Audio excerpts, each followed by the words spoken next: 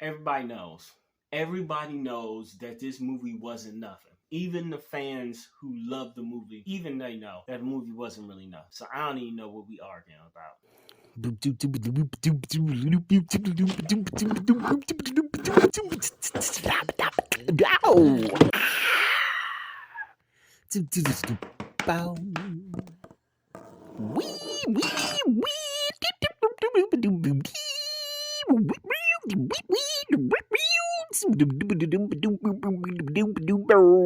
Wow.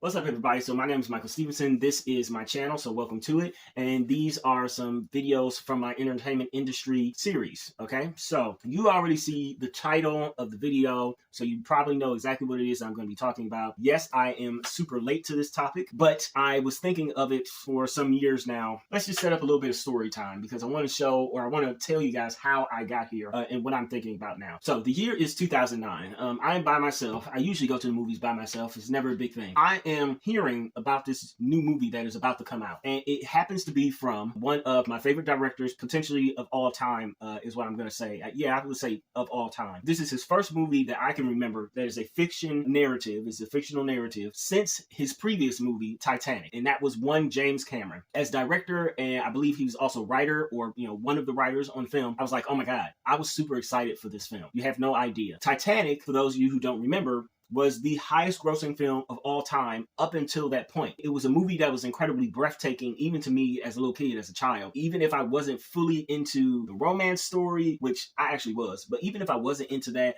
just the technical brilliance of it alone, the heart-wrenching story of these people, all the things that happened to them, unfortunately, on that fateful night, the performances that were given, the majesty of it, the bigness of it, I was enraptured by the entire experience. And that was when I was a child. I've been waiting, like plenty of others, for his next film for a very long time. His next movie just happened to be a movie called Avatar. Now, mind you, I was a little confused by this because of the fact that I had read earlier that year that he had gotten into it, some producers on another film, because they also wanted to name their film Avatar. And that film happened to be based off of a pre-existing cartoon, which I was watching at the time, but I never, unfortunately, got to finish it, called Avatar: The Last Airbender. I did not particularly like the movie all that much, but I didn't think that it was nearly as bad as a lot of other people thought that it was. I'm reading a lot of news about the film. This is, mind you, before it comes out. They are not reviewers. I'm simply reading press junket, press tour type of articles about this film. And they're hyping it up and they're saying, all these magnificent, wonderful things about the accomplishment that James Cameron has done on this film, or that he thinks he has done. And one of the biggest accomplishments that he thinks he has reached is that he thinks that he has finally made 3D filmmaking legitimately cool and a viable, for the first time ever, really, way of making films that's going to pull the audience into films even more. Now, you have to understand that 3D filmmaking had been around literally for like 50, maybe even 60 years at that point. It was something that was, I can't say that it was a fad. It was something that on Hollywood's own cycle, it would pop up every so often, like a whack-a-mole. And people would say, oh, we're going to make 3D happen, in the same way that they tried to make fetch happen. James Cameron was a person who was like, no, I'm definitely going to make 3D happen. And when he said it, I believed him, because he was James Cameron. He was the guy behind Aliens, Terminator, which was his original idea, the Titanic, and he even did the film The Abyss, which I liked. So why would I have a reason not to believe in him and not to believe in whatever sort of thing he thought that he was going to be able to do and bring to this medium that had been tried before and failed? I trust him. In 2009, for me, up until that point, had been quite the year for films. I'd seen a ton of films that year, and I thought, wow, some of these are probably going to turn into classics. I saw Zombieland just 2 months earlier. I also saw a movie called Pandora, which I absolutely loved, but it didn't turn out to be a classic, and I kept wondering why critics and audiences didn't particularly like it that much. But I was like, yeah, I guess it does have some things that are maybe predictable or whatever, but I liked the lore that they were building. I even saw The Hangover, and I wasn't fully impressed, but I at least understood why people got it and why people loved it so much. I had seen so many films that year, and a lot of them were hitting for me, and then there were some, that were sort of just ho-hum. So it's December, and of course it's very, very close to Christmas. And this is in California, by the way. I grew up in Ohio. So I go to the theater and I'm like, okay, I want to see this movie. And everybody says, all the people who've written the articles, the commentators, not really reviewers or critics, but just commentators, they have said, when you go see the movie, you have to go see this in 3D. And I was like, okay, sign me up. I'm going to see it in 3D. So I get to the theater. I'm standing in line and I finally get to the ticket booth, and it's actually a kiosk. So mind you, this is also one of the first ticket kiosks that I have seen, like potentially ever in my life. In 2009, it was not a thing that was very common. It's an actual kiosk, and I'm standing in front of the kiosk, and I see that there is an extra charge for the 3D. Now, mind you, it's a nighttime showing. I usually never go to nighttime showings, so it's already an expensive ticket as opposed to the early bird, or it's already a more expensive ticket that I'm usually willing to pay. But then on top of that, it has an extra charge specifically for 3D. And so I think, oh my God, I don't know if I really want to do all that. But again, it's James Cameron. I trust that he's going to deliver some amazing, life-changing, or at least all-time favorite entertainment. And so again, I'm standing there and I'm looking at this price and I'm thinking, oof, I don't know.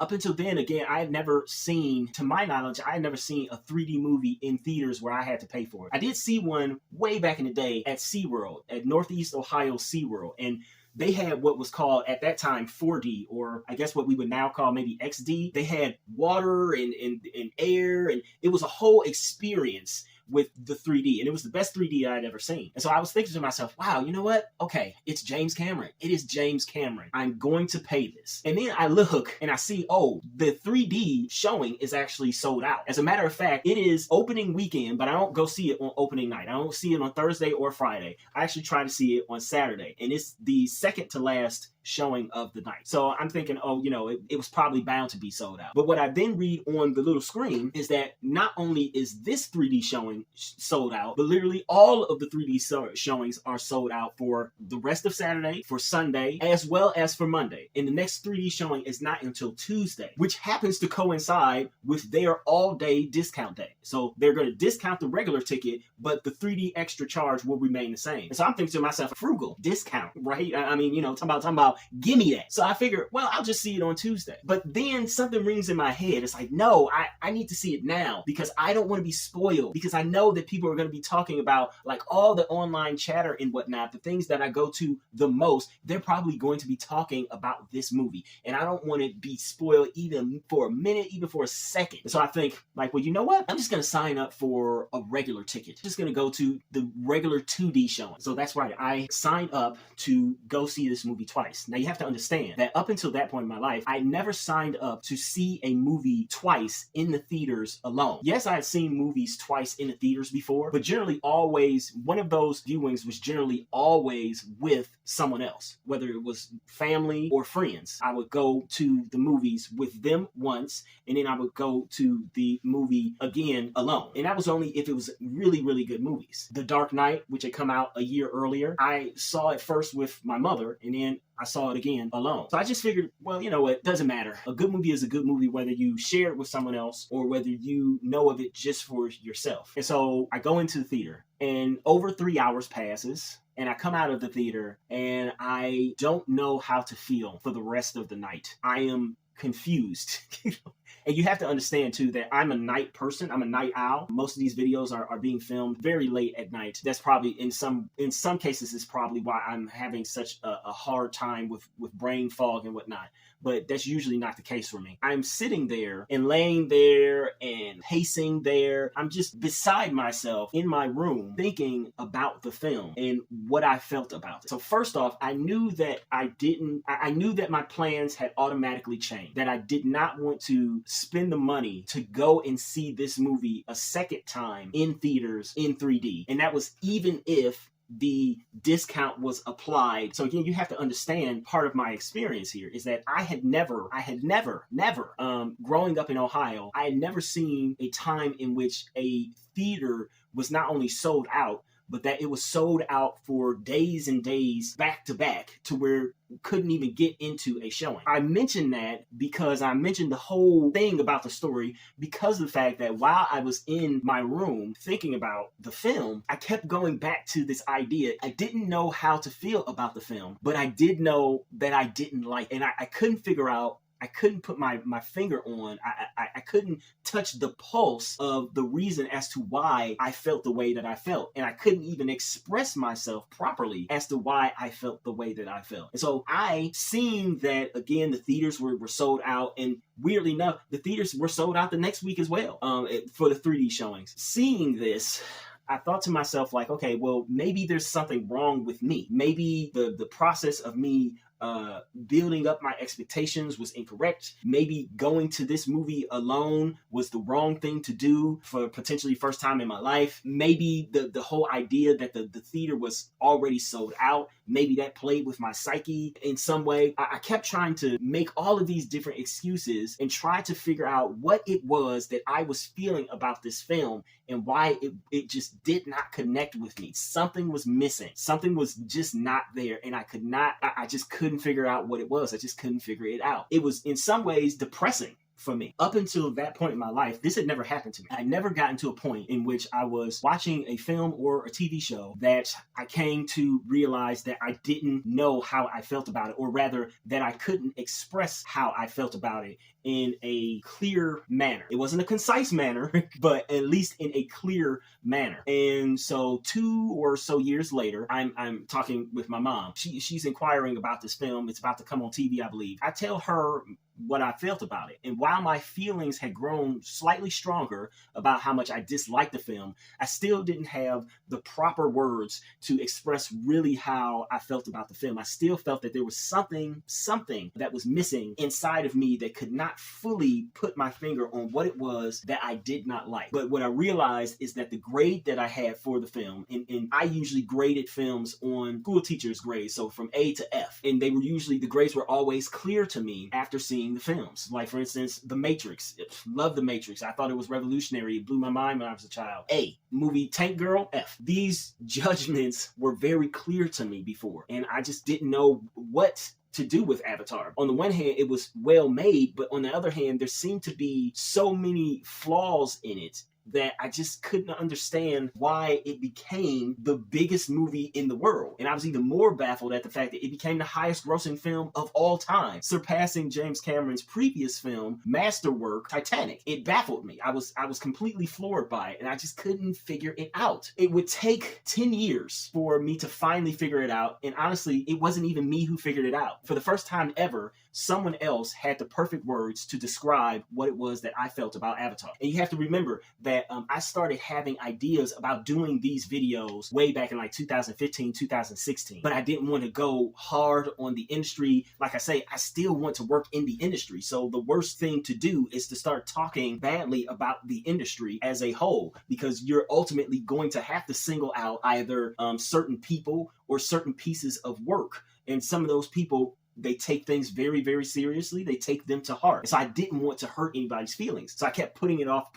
But every quarter of every single year, I would think, all right, I'm going to do it. I'm probably going to hand in my career in doing so, but I'm going to put out some videos of what is bothering me about Hollywood. And so I would go through some of these articles online about whether it was new movies or older movies or what have you, and I would compile them. I was screenshotting, okay? And I would compile them into this file, and I would screenshot a whole bunch of them and screenshot titles and screenshot passages that I wanted to read, etc., etc. And then, of course, my computer crashed in 2020. But before that, in 2019, I come across this article, which, mind you, is not even about Avatar. It's not actually about Avatar. It's about another movie, which, frankly, I can't even remember what that movie was. I just know that it wasn't about Avatar. And it's on some sort of sci-fi, science fiction website that focuses specifically on science fiction movies. So, you know, we're talking Star Wars, Star Trek, Avatar, Dune. It's talking about some other movie that is set to come out in a couple of years or something like that. And it mentions Marvel's incredible accomplishment with Endgame and how, you know, that took over as the highest grossing film of all time for a while. And then it mentions Avatar. And it was there, right there in that article, that somebody had come up with the exact phrasing, the perfect expression of what it was that I was feeling. And I could not believe it. Now, of course, I have to paraphrase here because I lost the article. Basically said that Avatar was somehow, even though it was a high-grossing film, it was somehow probably one of the most unimpactful films that had potentially ever been made. This idea blew me away, simply because I don't think I had ever thought to put my malaise about the film into those exact words. But I knew that that was exactly what I was feeling, not just in the years after the film had been made, but as I was watching the film that day in December in 2009. I felt it as I was watching the film that, wow, something is so off about this film that it is unimpactful. It is uninfluential. It is having no real lasting effect on me. And I couldn't figure out why at the time. But now, of course, I know, all the reasons as to why. But it was such a revolutionary idea to me. It was one of those things where, I say that artists and entertainers, we have to live in this state of constant hypocrisy, or I guess you could say hyperbole, or even oxymoronicness. This was the most oxymoronic piece of entertainment that I think I've ever experienced. The fact that this film could be the highest, not just one of the highest, but the highest grossing film of all time, and somehow make virtually no lasting impression, no imprint on society, on film culture, on pretty much anything. It blew my mind. It blew my mind. And I realized that people had started to call this era of filmmaking Marvel era, that it was Marvel-ization. But no, it's Avatar era. It was unimpactful, uninfluential. You have to understand that back then, this movie was expected to change the entire industry, honestly. It was, for the first time, a movie that used CGI in the way that it did for as long as it did. To use mocap in the way that it did for as long as it did. It created its own language. I mean, it just had so many new things. And apparently, they were right that the 3D was amazing, although I never saw it. But they was like, yeah, the 3D was amazing. And almost every movie now going forward was supposed to be in 3D, and people were going to latch on to that. And, it's just going to be another piece for Hollywood to make globs of money with. And I just was thinking to myself, I just don't know. I just don't know if any of that is going to come true. And they said it in 2019, but of course they had hindsight to look back at the historical context of it. I was looking forward in 2009 and thinking to myself, I just don't know if any of this is going to, I just don't know if this movie is really what a lot of people said it was. Now you have to remember, this was a movie that when it came out, it was critically kind of a darling. People enjoyed it. It did not get the, astronomical rate, Rotten Tomatoes scores of like 90s and perfects that we've seen movies in the last 6 or 7 years get. But it did have a very high score. On top of that, it also had a high consumer score, just regular Joe type of score. People who weren't in the industry, they loved it too. That's why they went out to see it so much, because it was just this amazing movie, supposedly. The critics and the actual audience agreed, which was something that was starting to become a lot more rare even back then. It's nothing like it even is now. Going back just to last year, you guys start the conversation again in 2022, because Avatar: The Way of Water, the sequel, is about to come out. And just a few months before it comes out, the press tour starts, and people call out all over social media, on Reddit, Twitter, wherever. They start the conversation that, yeah, Avatar, the first film, was the highest grossing film of all time for almost 10 years before Endgame came and dethroned it. And then I think it earned the title back last year because the original Avatar returned to theaters, but I'm not sure. In any case, you all said the same thing that I've been saying literally for over a decade. It did two things. First off, it vindicated me. I felt vindicated because for a long time, again, I've been feeling as if one of the reasons why I should definitely quit trying to write and trying to get into Hollywood is because I no longer had, or maybe never had, a pulse on what it was that people actually wanted, especially out of their films or television shows, what have you. But then also, it made me feel as if I missed my moment to start that conversation myself, to go viral, I guess. That in some ways, maybe I was hoping to go viral to get me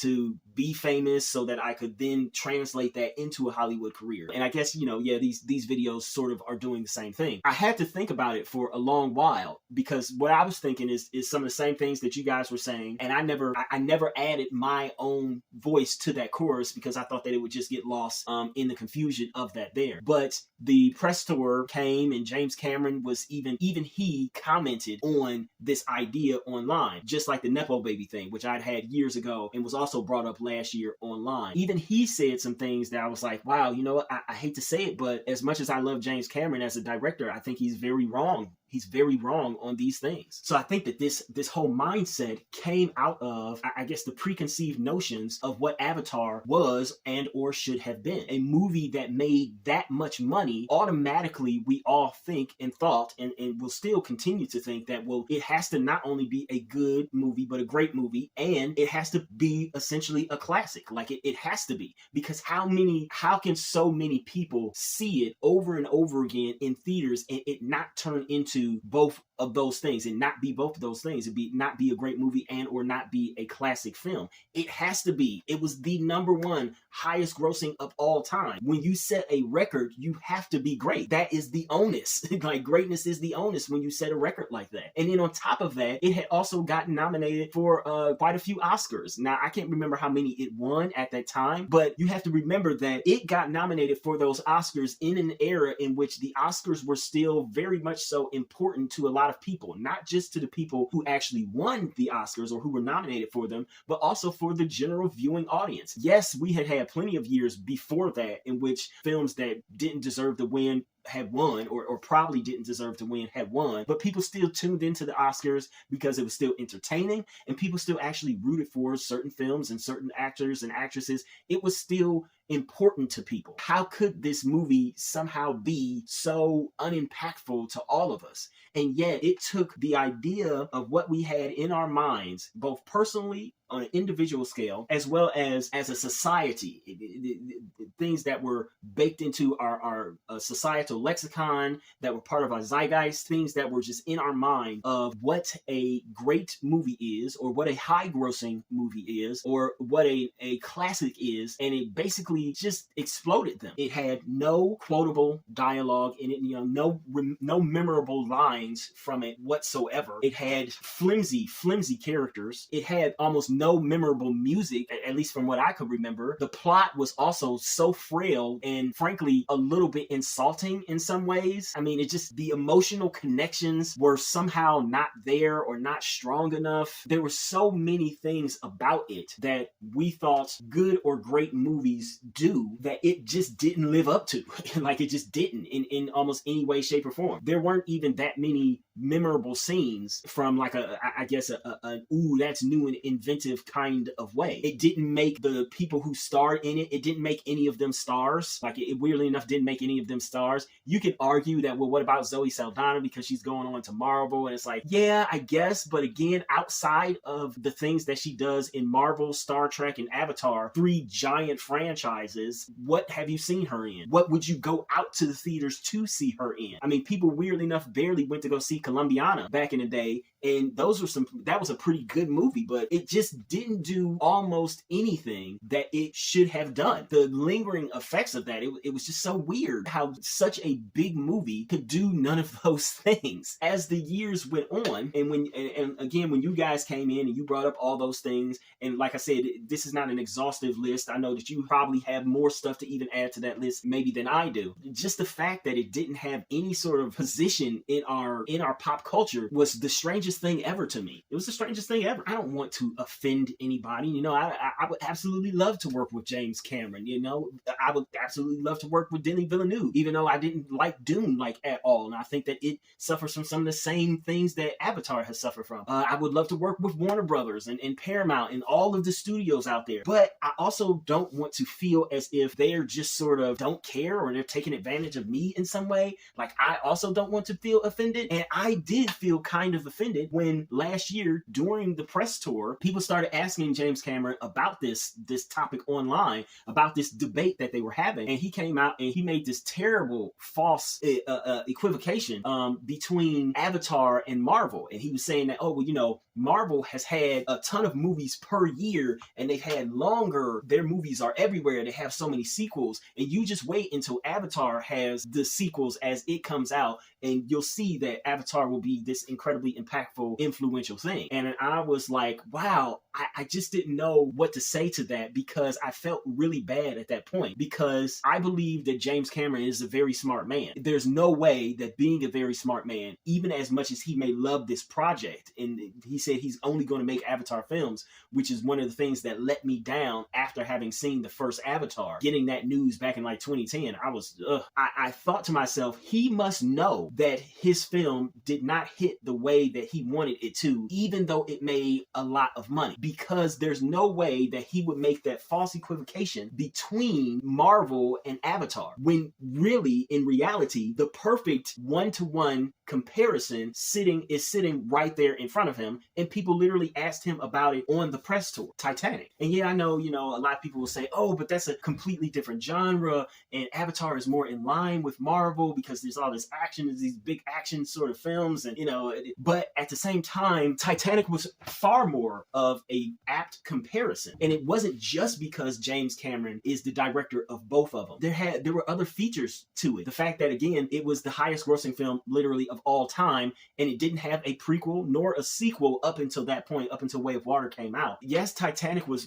based on something. It was based on an actual event. But again, the fact that Avatar wasn't and made more money should have tipped the weight in Avatar's favor, not in Titanic's favor. And just the fact that both of them used cutting edge technology by a director who was already going to be making the most expensive film in Hollywood at that time to do this, people were still untrusting of that. Like, the processes seemed from the outside, they seemed to be very in line with each other. Not the same, but just in line with each other. And yet both of them are so inherently different when it comes to the impact that they have made on our culture. Whereas Avatar had literally none of the hallmarks of a film that we would say is great, or a film that we would immediately say, oh, that's obviously the highest grossing film of all time, if none of us knew anything about either film and we were sat down one day and told to watch these films and say, which one do you think made more money? But Titanic literally it did everything seemingly right, and it came out at the right time, and it was just in the right place, and somehow it failed to this as competition. It just made no sense, even with the extra charge for the 3D. Titanic had quotable lines everywhere. I was watching Southern Charm just a week ago, binge watching it, the last 2 seasons of it, and it was like a season or 2 ago, this show about young people living in Charleston, South Carolina, in which they go, one of the episodes, they go into like a trawler or something to go shrimp fishing. And one of the guys goes to the front of the boat and he's like, oh man, should I do the thing? But I'm king of the world, blah, blah, blah. It's quotes there were quotes featured in tons of movies and television shows. Seth MacFarlane spoofed it. Draw me like when you do one of your French girls. I'll never let go, Jack. I'll never let go. In fact, even on the media tour, James Cameron was asked about the whole Jack and Rose door. He's been asked about it so much. It's been 25 years. He's been asked about it so much that he went out and literally made a new documentary about whether or not Jack could have fit on the door with Rose. There are memes, there are songs, there are GIFs or GIFs online about Titanic all the time in this era, which it was not even a part of. Avatar was at least part of. It was I guess you could argue at the very beginning, although Facebook and MySpace were still they were predated it for quite a few years, but it was sort of at the beginning of the new second wave of social media. And yet Titanic gets more mentions online in just almost every single way possible than Avatar. Some people even still listen to and try to spoof My Heart Will Go On by Celine Dion. There were so many hallmarks of what a great movie is or is supposed to be that Titanic hit that Avatar did not,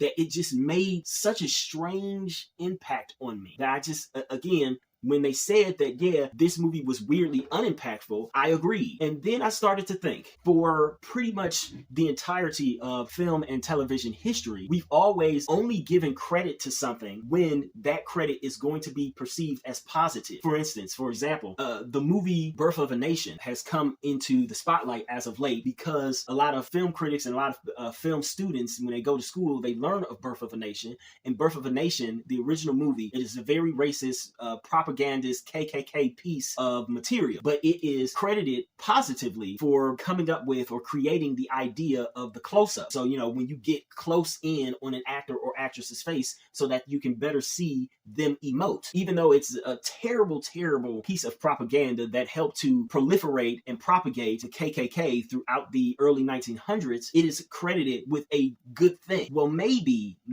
its legacy, in the same way that maybe Avatar's legacy, and let me be very clear, I'm not in any way, shape, or form comparing Avatar to KKK or something like that. I'm just trying to, make the comparison between these two negative things. Maybe the legacy of it should actually be negative. Maybe we should look for the impacts maybe we should look for the negative impacts that these films have had. Birth of a Nation obviously had the worst impact. Okay, Avatar has thankfully, thank God, only had an impact on the film and entertainment industry. But I think that it is now unfair to say that it was unimpactful, and that it might in fact have actually been the most impactful film of the modern era, which is why I say that I believe we are actually living in the Avatar era.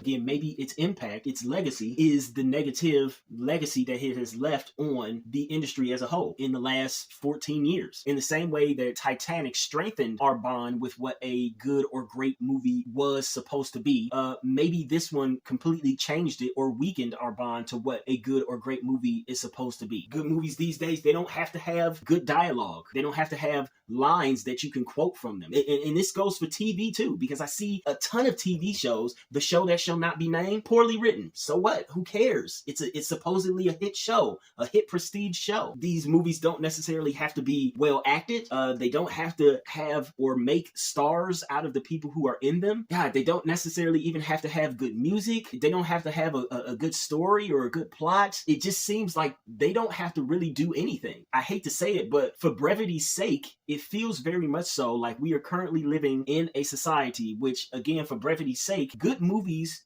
don't actually have to be good anymore. A good movie doesn't actually have to be good anymore. And a great movie definitely doesn't even have to be good to be great. And yet it can still make a crap ton of money, and everybody will have seen it, and people will say that, well, yeah, it was good. Yeah, it was a classic. And then leave the theater and essentially never have to see it or reference it ever again. I mean, there was just so many things that I'm like, it just missed out on. I rarely saw it actually on TV. Let's keep it real. Great movies that we feel like everybody should see or everybody seems to have seen, they play on TV all the time. For, I don't know for how long, for at least a decade, probably over a decade, there was not a Saturday or not a weekend that you could turn on TNT, TBS, or AMC and not see either The Green Mile, Forrest Gump, or what's the other one? Shawshank Redemption, right? Like they played all the time. Hunger Games has played even more than Avatar. And yes, I get it. You can say, oh, well, different production companies and studios have different contracts with different TV stations and networks. And it's like, okay, I get that. I understand it. But what then about Halloween costumes? When was the last time, how many times over the last 14 years have you seen somebody dress up as a Na'vi at Halloween? I mean, how many times have you seen it for Dune too? Again, I feel like Dune is going to suffer from the same exact thing. Pretty much the only thing that has happened in the Avatar era is that everything looks incredibly pretty, but the landscapes and the characters ultimately are completely empty. They are devoid of something that we want from them. And Avatar has that in spades. It is a very magnificent looking movie. It is breathtaking. It is, the way in which they rendered all of these things, which we know are computer generated. It just looks really, really nice. But it's just exactly like the show which shall not be named, the Prestige show. Nothing feels real about it. It looks very, very nice, but the show is just written so terribly. I feel like that about so many things currently on TV and in theaters. I feel almost like that raccoon, that viral raccoon who tries to wash his cotton candy in the water and it just dissipates, it disappears in front of him. I feel like these things, as soon as I see them, within 2-3 weeks, I've forgotten about it. Their plots completely gone. And that's the one thing that I won't attribute to my mind potentially being discombobulated these days. Like, no, This has been happening for a very long time. These things come and they go and you don't remember them and they make no impression, no mark on you at all. You just remember, oh, they look really nice. But you halfway understand them. They suffer from the lost effect sometimes. They suffer from bad writing, bad character development, and none of it matters. Like none of it seems to matter. And the worst thing is that I thought last year that in the run-up to Way of Water that I was going to see a lot more posts about Avatar and how great it is and Avatar memes and Avatar gifs. And you know what? I didn't even see that stuff. And you have to understand that my algorithm,